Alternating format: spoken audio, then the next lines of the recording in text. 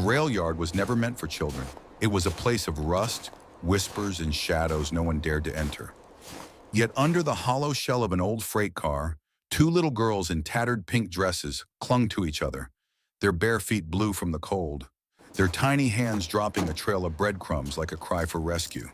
When Jack Callahan, a weary Marine with his loyal shepherd Ranger, followed that trail, he didn't just stumble on a pair of lost children, he stepped straight into a secret so dangerous it had already claimed blood. And in that frozen silence, one truth became clear. Saving them would mean walking back into a war he thought he'd left behind. Ranger didn't just stare at the door. He whined, then padded to the peg by the wall and tugged his leash down with a sharp snap of leather on wood. Jack looked up, frown deepening. That old signal belonged to another life. Desert nights, seconds that mattered, a dog that knew danger before men could name it. The kitchen bulb flickered. Somewhere in town, the grid groaned, a winter hiccup that sent the light dim again. In the hush that followed, the wind shifted and carried a thread of sound thin as wire metal on metal. Not the soft settling of old beams, but the hollow slam of a boxcar door batting loose, then another farther off. Jack held his breath. Under the clang, he caught a brittle sound he knew too well from shelters and aid stations, the stifled cough of a child, cut short by cold. Ranger went rigid. Alert posture, ears forward, tail straight, weight set to move. Jack's pulse hit the old cadence his body never forgot. Assess, decide. He glanced at the photo on the counter, his wife's worn smile, brave even at the end. All right, he told the room, or the memory, or the dog. We go. He shrugged into the battered Marine jacket. Ranger pushed his head into the loop, and Jack clipped the leash. When he opened the door, frost came in a quiet rush, needling his cheeks. The street lay spare and blue under the kind of moon that sharpens edges. 2 blocks down, the rail yard's security light fluttered on, off, on, a nervous pulse behind the depot. They cut across Main, boots ticking on salt-sanded concrete.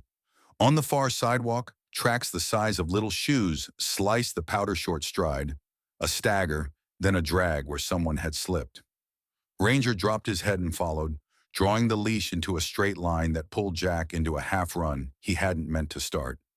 At the old crossing, the wind bit colder. Ranger slowed to nose the ties in tight, deliberate zigzags. Jack stepped where the dog stepped and saw them pinhead crumbs pressed into the rime, scattered bright as seeds across the dark wood. A few paces on, something soft had snagged on a rail spike and fluttered when the gust rose. A loop of pink ribbon, frayed and windrough. He freed it gently. It was stiff with frost, light as a promise. He slipped it into the breast pocket of his jacket without thinking, the way a man pockets a map when he knows he's already chosen the road. The smell reached him then, flour dust, faint and sweet, carried from the inert hulks ahead, where a tear in a sack might lay yeast across the snow. The yard opened like a rib cage, boxcars in rows, ladders bent like broken notes, couplers singing their thin Ferris choir whenever the gust set them knocking. Ranger crouched, not fearful, not reckless, purposeful, and looked back for the order. On me, Jack said, voice steadying around the words. They left the street and stepped into the field of whispers, following crumbs and cough and the ghost pull of a ribbon toward the dark place where a child might be silent and a man might be useful again.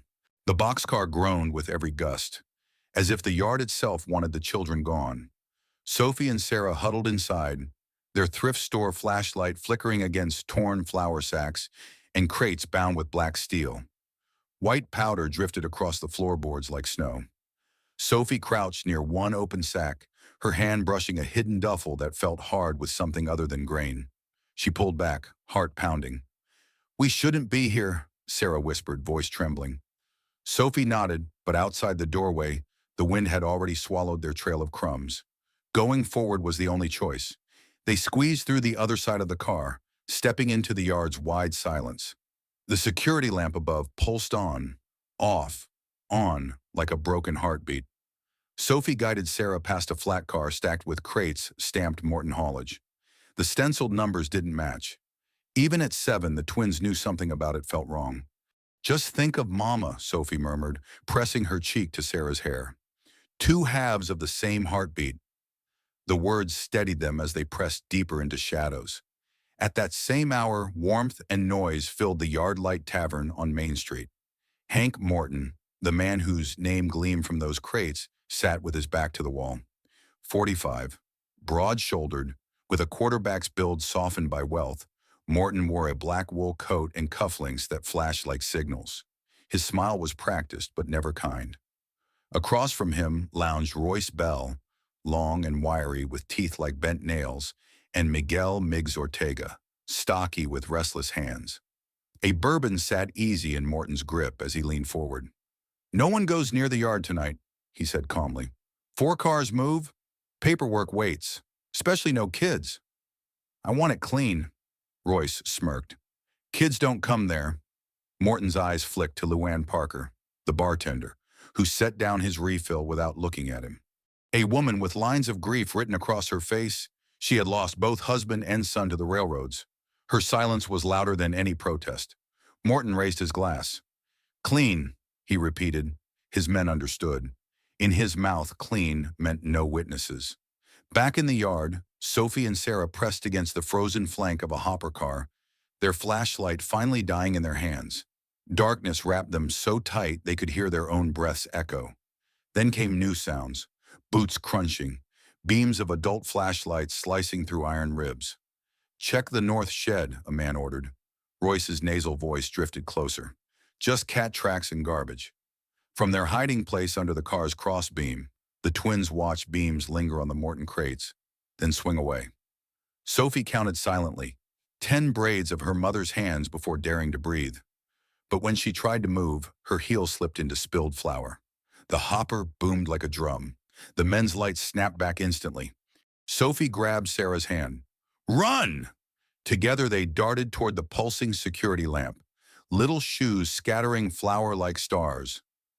Far down the line, a Marine in a worn jacket, with his German Shepherd at heel, was already striding toward the noise, drawn by the same wind that carried the children's desperate flight. Ranger tugged sharply at Jack's sleeve, teeth catching the frayed edge of his old jacket. The German Shepherd's growl rose into a bark that echoed down the narrow street, reverberating against shuttered storefronts. Jack stiffened, jaw set. He hadn't worn that look in years, the look of a man hearing danger before seeing it. "All right, buddy," he muttered, pulling the jacket tight around his shoulders. The faded insignia still clung to the cloth, ghost of another life. He grabbed the flashlight from the peg by the door. It stuttered once, beam jittery, but held. Ranger surged forward, leash taut, every muscle thrumming like a wire pulled too tight. They reached the first set of tracks, snow crunching beneath boots and paws. Ahead, the freight yard loomed, boxcars stacked in crooked rows, hulks of steel scarred by rust and frost.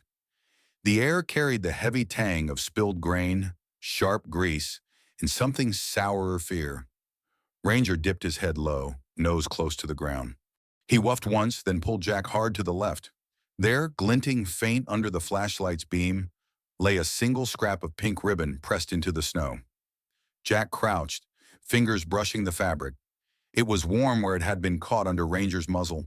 He closed his fist around it and felt his chest tighten, not with panic but recognition. In another life, it might have been a flag signaling position. Tonight, it was something else entirely, a child's breadcrumb in a world too cruel for them. "Good work," Jack whispered. Ranger wagged his tail once, brisk and businesslike, then pressed forward. From somewhere deeper in the yard came the faintest of sounds. 2 sets of lungs fighting cold, breaths quick and shallow. Then a whimper. Jack's head snapped up. He swept the beam of his flashlight across the nearest line of cars. Inside a darkened boxcar, Sophie clutched Sarah's hand tight, her hair matted with flour dust stuck to her forehead. Sarah tried to steady her, whispering, "We'll be all right. We just need to hide." Sophie nodded, though her chest rattled with each breath. The broken flashlight in her pocket had long since died. She reached for her hair without thinking, only to find the ribbon gone. A lump rose in her throat. That ribbon had been their mother's, once stitched with tiny roses along the edge. Losing it felt like losing her twice. But then, out beyond the steel walls, a dog barked. Strong, certain. Hope sparked, fragile but undeniable. Not far away, two shadows crossed under the stuttering security light. Royce Bell moved with a cocky swagger, his long frame hunched into a cheap bomber jacket. A cigarette dangled from his lip, ember glowing with every word. "You think Morton's right? Kids messing around?" Royce sneered, blowing smoke that curled white in the cold.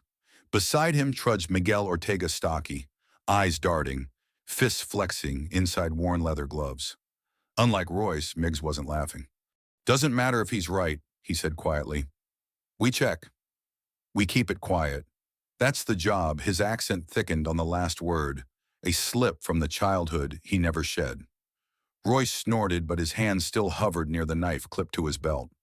They moved deeper, beams of their own flashlights dancing. Jack and Ranger slipped between two hoppers, keeping to the dark. Ranger's ears pricked forward, nose quivering. Jack held the ribbon in one hand, flashlight in the other, scanning. He crouched low, old instincts rising. Stay below sightline. Breathe slow. Watch for rhythm in patrols. His heartbeat slowed, his senses sharpening in a way they hadn't since the desert. The girl's breathing grew louder, nearer now. Ranger stopped suddenly, one paw lifted, body locked. He growled low in his throat, eyes fixed on a single car. Jack followed the line of the dog's stare. The door hung half open, shadows inside shifting faintly. Then came the scrape of boots behind him. Jack froze. Voices drifted closer. Male, careless, one laughing, the other tense. Ranger's growl deepened. Jack put a hand on the dog's neck, steadying him. "Not yet," he whispered. His other hand slid into his pocket, tightening around the ribbon. It was no weapon, but it was proof. He was on the right path. The girls inside the car pressed back against the wall, hearing the voices too. Sophie clamped her hand over Sarah's mouth, heart hammering. She didn't know if the men outside meant rescue or ruin, but the bark from before still echoed in her memory like a promise. Royce swept his flashlight lazily across the cars.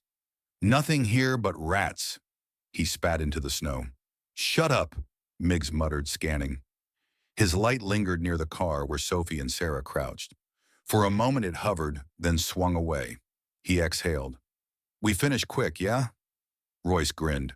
"Sure, then a drink on Morton's tab."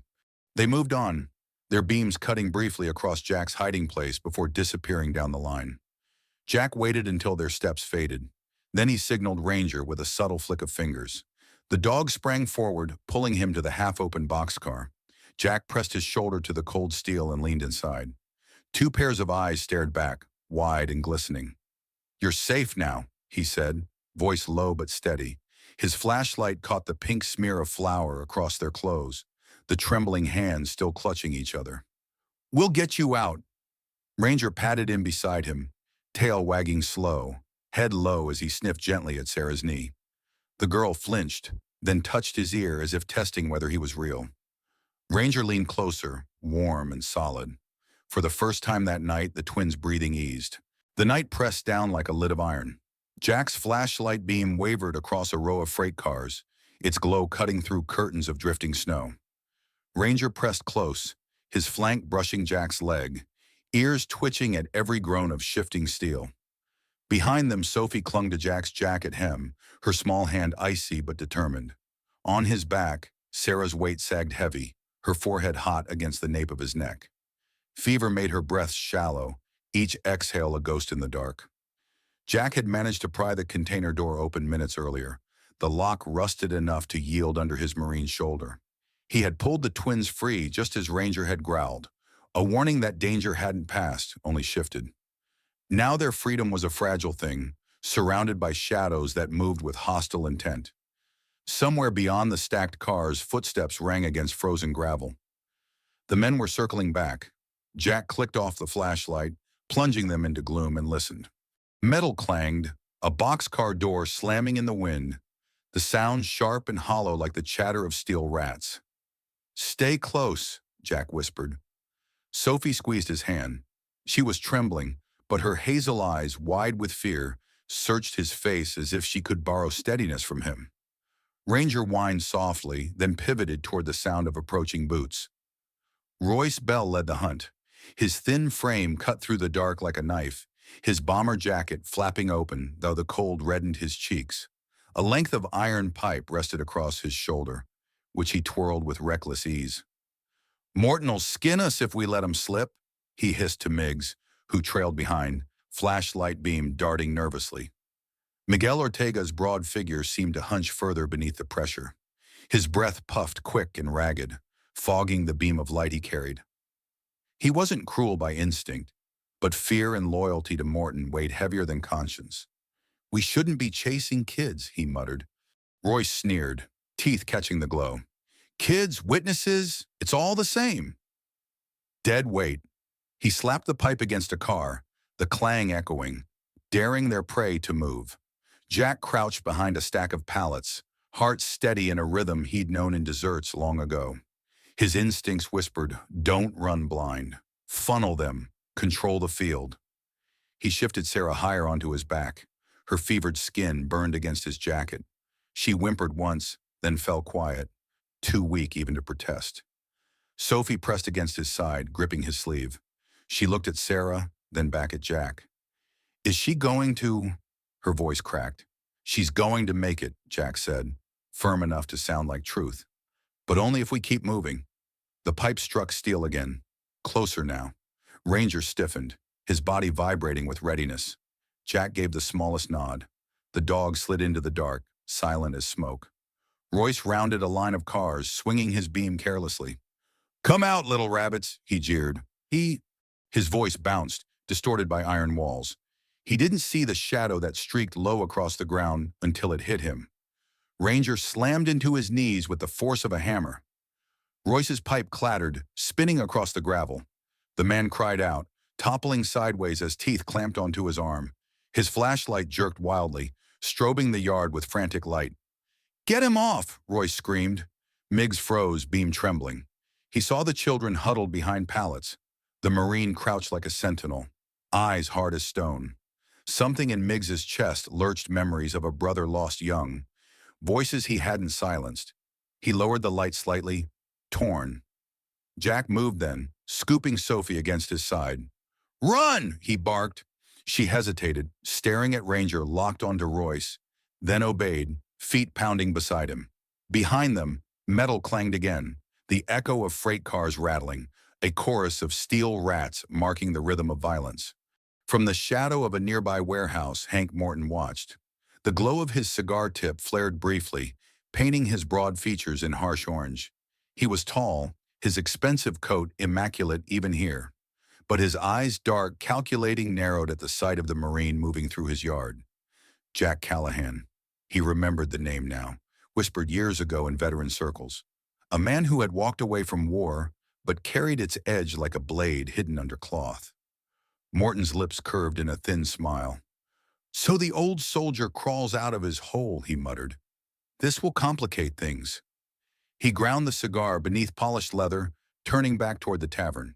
He had men enough to deal with children, but a Marine with a dog loyal, trained, dangerous, that was another war entirely. Jack reached the far end of the yard, Sophie panting at his side, Sarah limp across his shoulders. He ducked behind a derailed flat car, Ranger returning with blood flecking his muzzle. The dog pressed against Jack's leg, eyes blazing but waiting for command. Sophie collapsed into the snow, clutching her chest. Jack crouched, brushing flour dust from her hair. "You did good," he said. Her lips trembled into the first smile she'd dared all night. But Sarah's fever worsened. Her skin was clammy, her lips pale. Jack pressed a hand to her forehead, then looked at the twins. "We can't stay here," he said. "We move, no matter what." Above them, the freight cars rattled again, iron to iron, the sound a relentless drumbeat. The night was not finished with them yet. The first thin light of morning broke over the Kansas horizon, washing the rail yard in a pale gold that softened the rust and scars of steel. Snow glistened in uneven heaps, footprints and paw prints frozen in mid-flight like memory etched into earth. For the first time in hours, silence returned.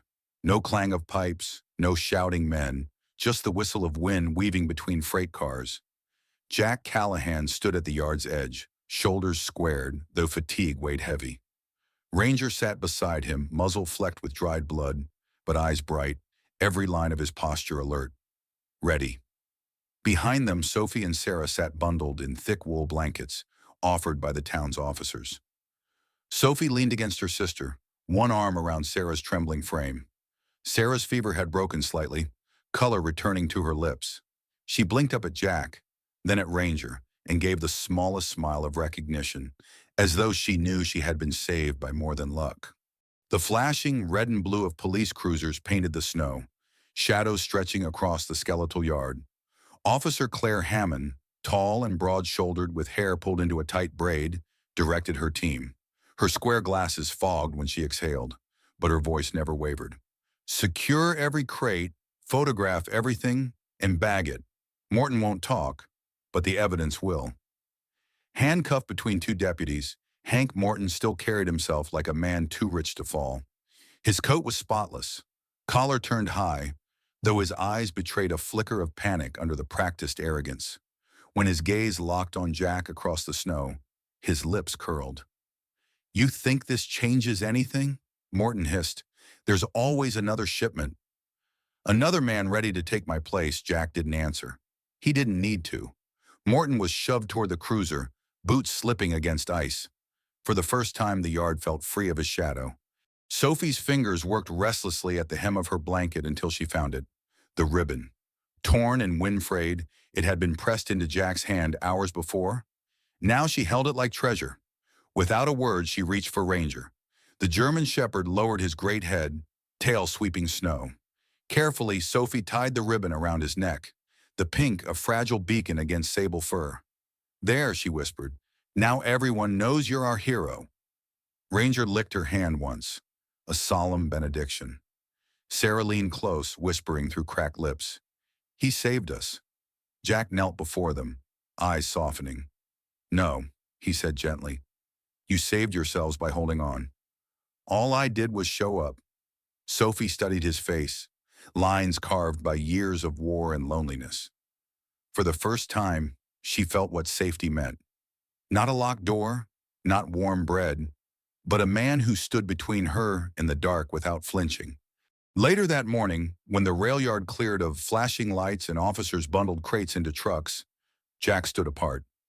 Ranger leaned against his thigh, warm and steady. The cold no longer gnawed at him. Something else had taken root, a clarity he hadn't known in years. From the pocket of his jacket, he pulled an envelope. It had arrived the day before, ignored until now.